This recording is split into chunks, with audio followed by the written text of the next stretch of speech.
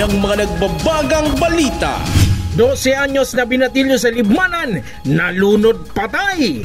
Flood mitigation structure sa San Jose, Camarines Sur na nasira ng Super Typhoon Uwan, nabisto ang pagiging substandard. 500 peso na budget para sa Noche Buena ng DTI, umani ng mga negatibong reaksyon sa publiko. Kamsur Express, back-to-back ang panalo sa pagbabalik sa Kamsur.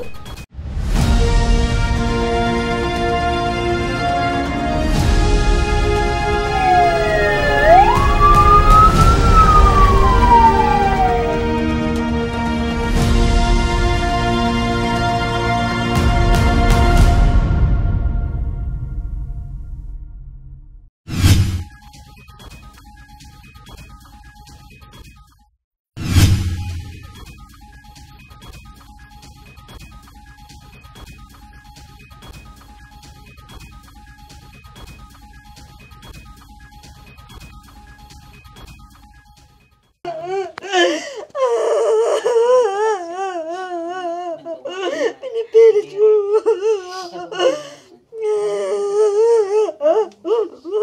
Pinaglalamayan na sa kanilang tahanan sa Libmanan ang labi ng grade 7 na estudyante at anak ni na Roderick de la Cruz. Ang binatilyo, binawian ng buhay matapos malunod nitong Biyernes, Nobyembre 28. Ayon kay Roderick de la Cruz, ama ng biktima, nagkayayaan umano ang 7 magkakaibigan na maligo sa Sitio Kaburian, Barangay Palangon. Masaya pa raw ang grupo habang nag-uusap at nagpapahinga sa gilid ng ilog bago sila magsimulang maligo. Nag-urol na mga parigos itong 7 iribanda po yan, sir. Tapos ang nangyari kayan, si kaibahan po nainot na. Nagsunod na lang po niyong aki ko maedang eskwela. Nag-urol na po yan mga alas 12 po. Hapdi lang po ang ang eskwela. Sa hindi inaasahan, napunta ang biktima sa malalim na bahagi ng ilog na nasa mahigit 5 talampakan ng lalim ng tubig, dahilan upang ito ay hindi makalangoy pabalik. Kaya agad tumakbo ang mga kasama nito upang humingi ng tulong. Nag-apod po si kaibahan niya naghagading tulong. Kaso lang po ang tiglalaya lang. Dahil man po pigladop. Siguro po kung naagapan tulos po to, kaya pang isurvive po to. Kaso lang ang inaano ko lang po dun, sir, di ko matanggap na dapat po malang sila nagkuraw po to sa maglalaya nga ni. Kaso lang ang piggibo po kang maglalaya lang po nagtiglaya lang po tong aki ko para pero sala po to, sir, pag dapat ninda po to binaba man lang po ninda to. Sabi, sir, kang itong pamangking kong po ni mga lampas 5 feet. 5 feet lang mga araw po kayan. Sabi po kung kaibahan, medyo tatao man po yan, sir, maglangoy. Sabi nga ikatong kaibahan po kang pinsang ko na nagpapalataw-lataw pa po yan sa tubig. Dito tayo ngayon sa Barangay Palangon kung saan dito nakuha yung katawan ng estudyante. Kung makikita nyo, ayon dun sa mga residente, medyo may kataasan yung tubig kahapon. So ngayon medyo mababa na, low tide na siya. At dito sa parte na ito, dito kung makikita nyo, dito lumubog yung grade 7 na estudyante. Natagpuan ang katawan ng biktima makalipas ang 2 oras. Agad na rumisponde ang MDRRMO Libmanan at sinubukang i-revive ang biktima sa pamamagitan ng CPR. Ngunit hindi na nagawa pang maisalba ang buhay ng binatilyo. Sa pag-iimbestiga ng Libmanan Police, habang naliligo ang magkakaibigan sa ilog ay bigla na lang umanong lumubog ang biktima matapos itong mapunta sa malalim na bahagi ng ilog. Base po sa informasyon, ini pong mga aki nagkaaralukan na sinda po mabaranwit dumo sa salog. Alagad kan oras pong iyan, nag-uran, kaya mayo po siguro nagsusubad, kaya naisipan lang po na magparaligos ini yung mga aki na iniyo. Hindi pong nabanggit na akin na nalamos, sige po ang duman sa parting tahaw kang salog na ito. Aran taman po na dakul ng mga insidente na pagkalamos sa lugar na ito. As in, hindi po base duman sa report ka itong akin na kay Riba, suminulnop asinday na po iniyo nagbutwa. Kaya po ang inot na reaction kan si mga aki, duminurulag si mga kairibahan na aki. Siyempre sa indang namamatay, natakot sinda, tanalamos si sa indang nagsulnop si sa indang kakawat. Sabi pa nga ni Duman na ini yung mga aki tuminarago lugod. Kung dahil pa nga ni nahapot ka sarong barangay official Duman, ano talaga hibi ini yung sarong aki, saka pa lang nagtuga na si sa indang kakawat na yung itong nalamos. Labis naman ang pagdadalamhati ng pamilya sa sinapit ng binatilyo. Nanawagan ng pamilya ng tulong dahil kapos sila sa pinansyal para sa pagpapalibing at iba pang gastusin. Nananawagan po ako sa may mga mabubuting puso dyan na kung pwede po, dawa po kadikit lang na tulong, malaking tulong na po yun sa muya. Dahil po sa aki kung nalamos po sa ano.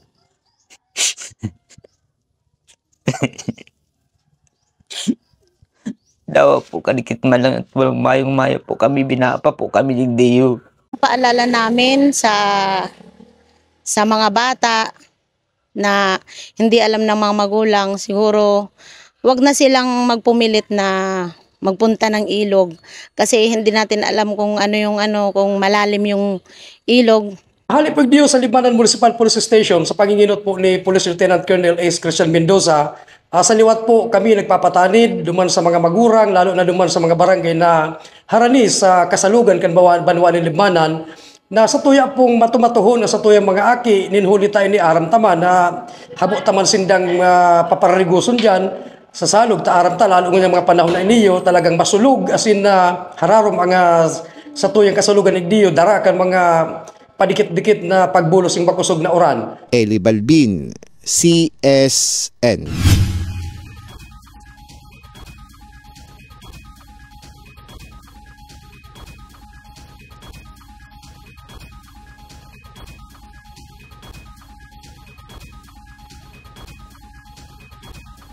Animoy obrang hindi na maipinta ang itsura ng flood mitigation instructor na ito sa kahabaan ng Tagas Bridge 2 Junction ng Nataw-Sabang Road sa Barangay Tagas, Bayan ng San Jose, Camarines Sur. Ang instrukturang proteksyon sana sa mga residente sa storm surge at baha, nasira at halos nagiba ng manalasa ang Super Typhoon Owan. Sa masusing pagsisiyasat ng Kamsur News, lumalabas na may 273 calendar days para sa completion period ang proyekto na ang kontraktor ay ang Partido Construction and Supply. Ngunit matapos ang pananalasa ng bagyong Owan, nasira ito ng rumaragasan tubig mula sa dagat. Kapansin-pansin ang manipis na tila tinik ngunit bakal pala at manipis na pagkakahulma ng semento na nagdulot ng hinala sa publiko na maaaring substandard ang ilang bahagi ng konstruksyon. Sa isang residente ng Barangay Tagas na hindi na humarap sa kamera, hinala nilang substandard umano ang kalidad ng trabaho at proyekto dahil nababawasan ang mga materyales na dapat ay para sa istruktura. Ganitong buhangin. Buhangin. Sino mga nagbebenta? Yung mga trabador. Paano nyo naman nasabing binibenta? Kasi minsan yung bahay niya na sinasimulaan, nagbenta sila isang kargang atang sinasabing anong tawag niyan? Yung isang karga baga sa truck na 5 daan. Tadidero ako sir nakakatuom kaya. Kubiko? Yan, 5 kubiko. Gano. Kumanggoran o sir, 700 sa nata kung igwa akong kwarta. Binakal ko na. Saan galing yung mga binibenta? Diyan no. Diyan yung alin. Miski semento 150. Sino mga nagbebenta niyan? Mga labor sir, mga utos ng mga nila. Tapos sinasabong. Kaya mahirap baga sir ang ganyan. Base pa sa nakuhang dokumento ng Kamsur News, umaabot sa 74 million ang pondo para sa proyekto. Ngunit mismong mga residente ang nagtataka kung saan napupunta ang halagang ito. Yun ang sinasabi namin sa kontraktor. Dapat matibay ang gagawin natin dyan. Dahil sa atin pag yun ay hindi mo maayos na gawa, talagang magigiba yan, magigiba. Ay sabi, sige, gawin mo nang gawin. Gawin niyo siya nang gawin. Ay, hindi naman pwedeng basta-basta lang gagawin iyon pananawagan ko lang dyan ayusin. Tangani hindi pwedeng ayusin yan. Ako na laging mag-iba walang mangyayari. Sayang naman kang kuwan ng gobyerno. Ito po yung boulevard. Ang nasa taas na ito ay kalsada. Kung mapapansin nyo, ayan. Puro buhangin na po ang nasa ilalim. Ayan, puro buhangin. Ayon dun sa mga kinausap natin dito, galing pa to sa dagat. Itong buhangin na ito, ayan. Kung makikita nyo, ayan. So, medyo napakataas na po ng pagkakauka. Ayan, makikita nyo.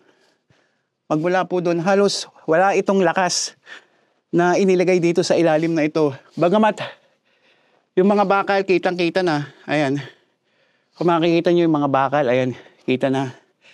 At sa paghahanap natin, wala man lang tayo nakitang medyo mga bato dito. At dito sa kabila naman, ayan, ito, yung mga bato na itinambak na naglitawan na posibleng gumuho pag mayroon na namang matinding pagbaha. Nagpahayag naman ng pagkabahala ang mga residente na dapat siyasatin kung papaano naipasa ang kalidad ng materyales at kung nasunod ba ang plano maging ang program of works at tamang kapal ng mga steel reinforcement. Ayon sa kanila, ang nasirang bahagi ay maaaring magdulot ng mas matinding pagbaha. Sinubukan ng news team na makapanayam ang Partido Construction and Supply hinggil sa issue, ngunit tumanggi silang magbigay ng pahayag. Samantala, nagtungo rin ang aming team sa DPWH 4th Engineering Office sa bayan ng Tigaon, subalit wala ring opisyal na humarap o nagbigay ng anumang paliwanag sa amin. Habang tumatanggi magbigay ng paliwanag ang mga kontraktor at DPWH 4th Engineering District Office, lalong umiinit ang panawagan ng mga residente para sa transparency at accountability. Ang flood control na ito na dapat ay magbibigay depensa para sa mga barangay, ngayon nagmimistulang banta kapag may kasunod na pag-uulan at sama ng panahon. Mula dito sa bayan ng San Jose, Eli Balbin, CSN.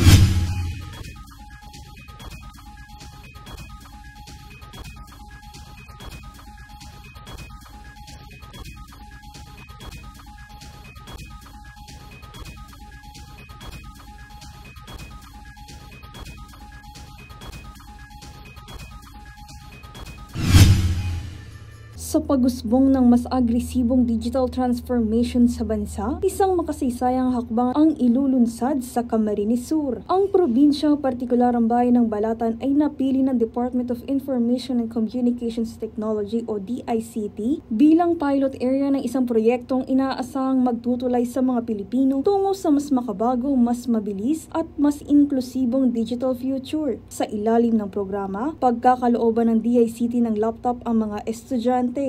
Pinangunahan nito ni CamSur 5th District Representative at House Chairman Committee on Information and Communications Technology Congressman Migs Villafuerte na tumatayong pangunahing tagapagtaguyod ng inisyatibang magpapalakas sa kakayahan ng kabataang Pilipino sa larangan ng teknolohiya.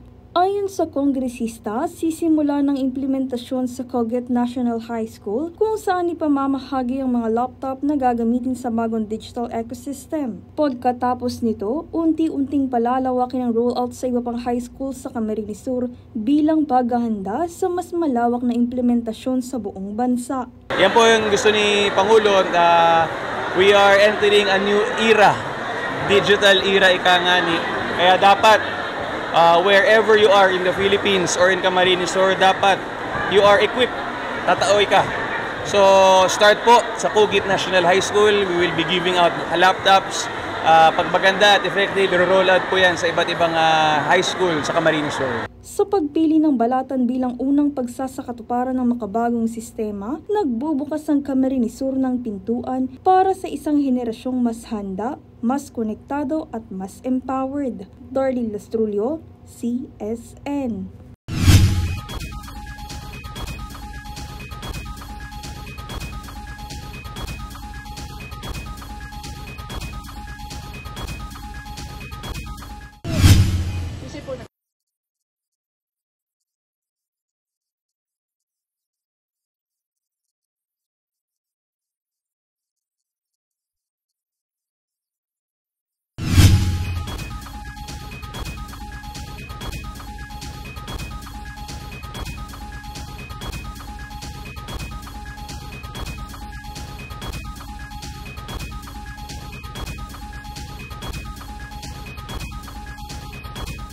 Dahil buwan na ng Desyembre, inaasahan na ang panahon ng taglamig ngayong Christmas season. Ngunit ayon sa Pag-asa, hindi pa gaanong ramdam ang taglamig ngayong buwan ng Desyembre. Bagamat ngayong linggo ay makakaranas ng cold surge ang Bicol region o bigla ang pagbaba ng temperatura na dulot ng northeast monsoon o hanging amihan. May mga surge po tayong mararanasan this weekend, and then by next week po, or possible talaga na Huwebes pa lamang ay makakaranas na tayo ng mga lamig na dala ng hangin, amihan. But by weekend, yun nga, magiging masama na yung panahon sapagkat may nakikita po tayong weather disturbance.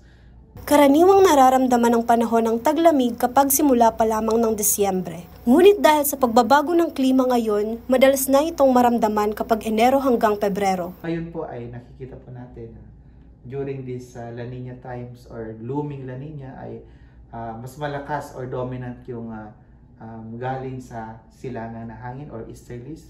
Ganun po talaga yung kategory na kapag may looming La Nina. So asahan natin na January pa talaga or February yung ating ini-expect na taglamig. Samantala, nakakaapekto sa rehiyon ng easterlies at shear line na magdadala ng maulap at kung minsang maulang panahon, lalo sa hapon at gabi. Jam Garcia, CSN.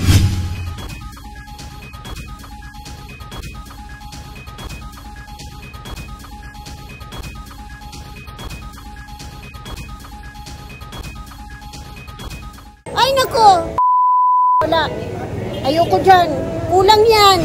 Hindi na mapigilang manggalaiti ng ilang consumer matapos igiit ng Department of Trade and Industry o DTI na kaya umanong magkasya sa 500 pesos ang budget sa Noche Buena ngayong Pasko. Sa gitna ng patuloy na pagtaas ng presyo ng bilihin, marami ang nagtataka kung saan umano nakuha ng DTI ang ganitong klase ng budget. Bangag sila?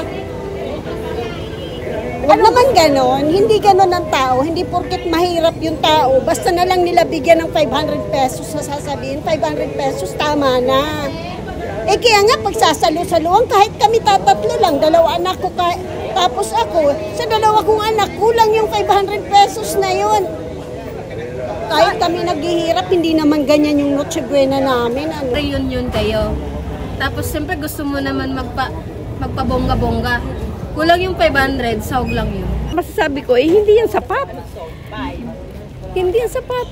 Kuhan, baga, mahal ng mga bilihin. Baga, hindi yan sapat. Ngayon, talagang grabe ang mahal ng mga bilihin ngayon. Kung baga, kung yung 500 na yun, anong mabibili mo niyan? Ano lang yan? Pansit lang. Ayon kay DTI Secretary Cristina Roque, ang 500 pesos budget ay nakabatay sa DTI Noche Buena Price Guide. Kabilang dito ang pinakamurang 500 gram ng hamon na halagang 170 pesos, 250 gram na spaghetti noodles sa halagang 30 pesos, at spaghetti sauce na nasa 82 pesos ang pinakamababa. Ayon pa sa kanya, kaya pa raw makapaghain ng simple pero kumpletong handang pampasko ang isang pamilya gamit ang halagang ito. Ngunit hindi ito sinang-ayunan ng publiko. May mga naghamon pa kay Roque na lumabas sa opisina, pumunta sa palengke at subukang buuin ng Noche Buena sa halagang inihain ng DTI. Ay mag-challenge sila na one day sila ng budget ng 500, baka wala silang mabili. Medyo daglagan, daglagan yung budget kasi mahal ang bilihin. Maya naman sila! Giit ng mamamayan, mababa at malayo raw sa tunay na kalagayan ang tansya ng DTI. Para sa kanila ang 500 pesos ay hindi na kahit paanong makakatawid para sa isang pamilyang pilit nagsisikap sa gitna ng mataas na presyo ng batas sa tanging okasyong dapat sana'y masaya at masagana. Regine Boy, CSN.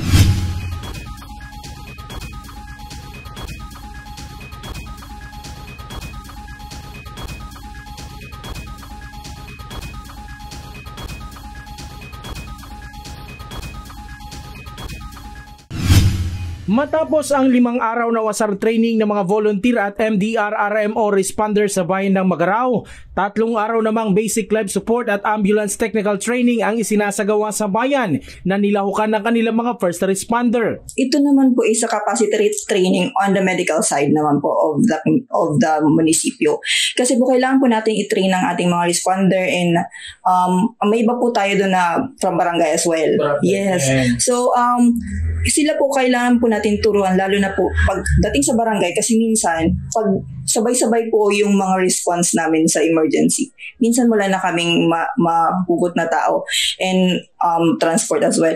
Ang barangay po is they help the emergency calls. Ang mga trainings na pinagdadaanan ng mga responder at volunteers tulad ng Wasara at iba pa ay paghahanda lamang umano sakaling maranasan muli ang malawakang pagbabaha dala ng kalamidad. Very important na preparado kita sa mga araw ganing sitwasyon. Bako lang ang MDRRTA, kundi pati na rin ang mga barangay. Kaya nagkakaigo kita ng capacity building. So ang ginibuta po digdiyo sa Wasar training, kada barangay may 2 representatives sila. This is to ensure na bako lang hali digdiyo sa munisipyo ang satuyang mga responders, kundi kada barangay din po.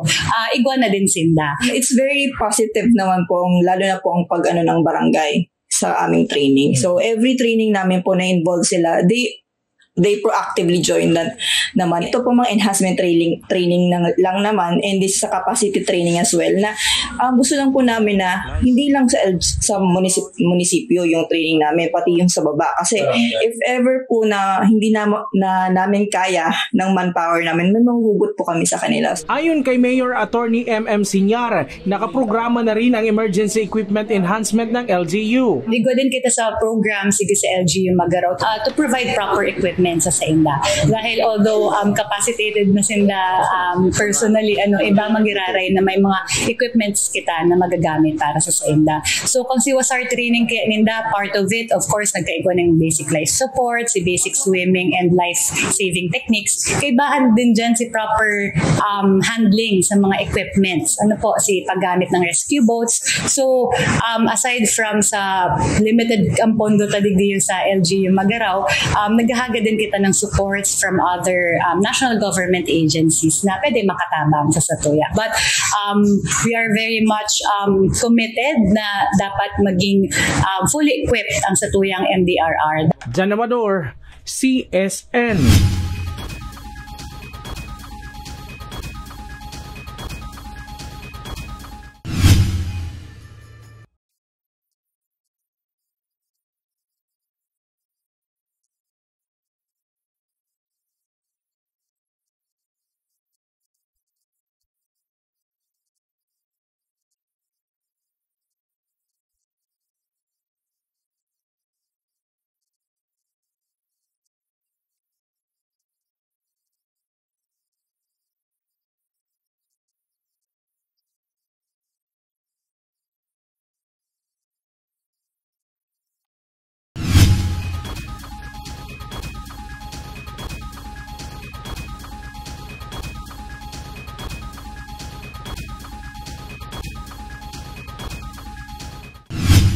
Nakarami mga Pilipino sa ilalan ng sa mga araw-araw. At siyempre, sa yung lingkod, siyempre priority pa natin.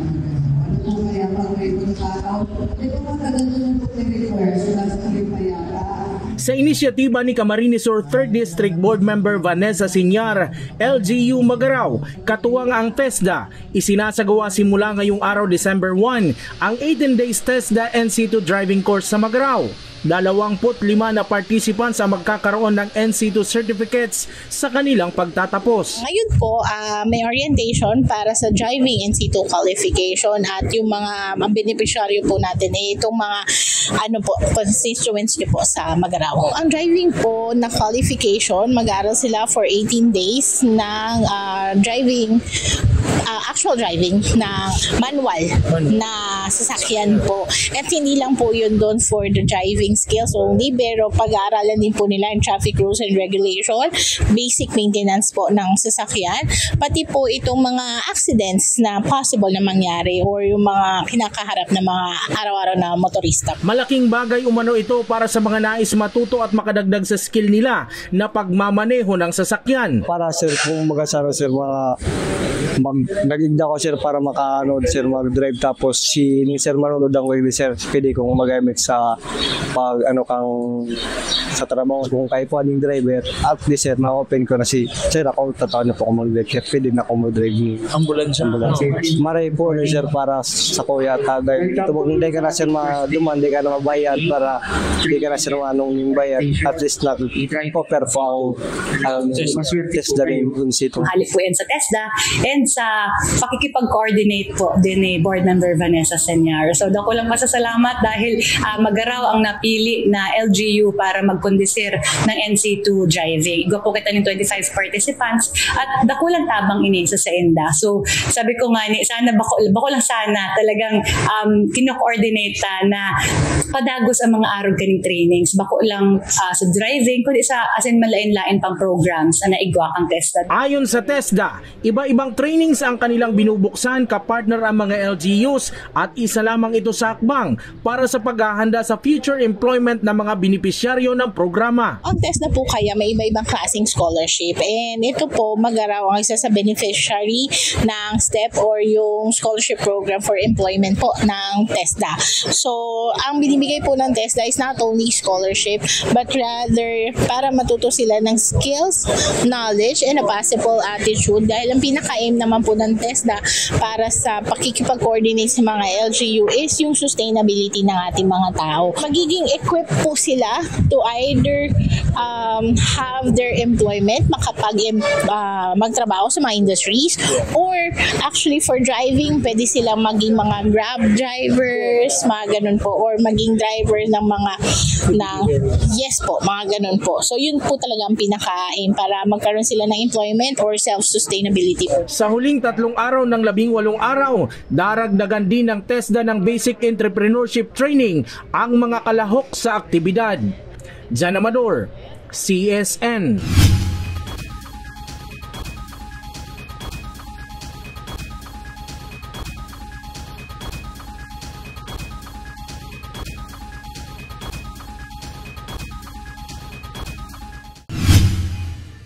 Naghatid ng matinding bilis, tapang at determinasyon ng basketball team ng Camarines Sur ang Camsur Express matapos nilang maitala ang back-to-back na panalo nitong weekend. Una kontra Santa Rosa noong Biyernes na ginanap sa Fuerte Camsur Sports Complex at pangalawa laban sa Zambales nitong Linggo na ginanap naman sa Iriga City Sports Complex. All-out ang support ng home crowd sa laban. Nanood rin ng laro sina Camsur 2nd District Representative Luigi Villafuerte at Camsur 5th District Representative Migs Villafuerte. Sa duelo laban sa Santa Rosa, nagwagi ang Camsur Express ng 95 na score at 83 naman sa Santa Rosa. Nagsimula itong dikit ngunit unti-unting lumamang ang Express pagpasok ng second half. Bunsod ng kanilang mabilis na ball movement at matatag na outside shooting. Dinomina nila ang huling yugto sa pamamagitan ng disiplinadong depensa at clutch execution upang selyuhan ang unang panalo.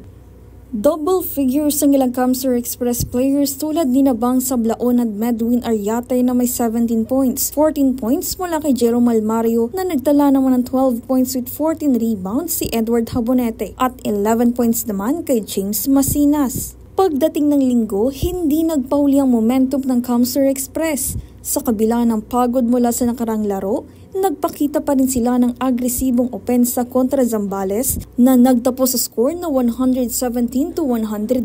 Mula sa malalakas na atake sa loob hanggang sa mabilisang transition points, sinubok ni Zambales na makabawi sa final quarter. Ngunit nanatiling matatag ang Express upang kunin ang kanilang ikalawang sunod na tagumpay. Best player ng laro si Verman Magpantay na nagposter ng 24 points, 6 rebounds at 2 assists. Sa dalawang magkakasunod na panalo, muling pinatunayan ng Camsur Express na sila ay koponang may tibay, disiplina at matinding hangaring umangat sa standings. Ang kanilang back-to-back victories ngayong weekend ay malinaw na pahayag na handa silang lumaban sa pinakamalalakas na koponan ng liga. Darlene Lastrulio, CSN.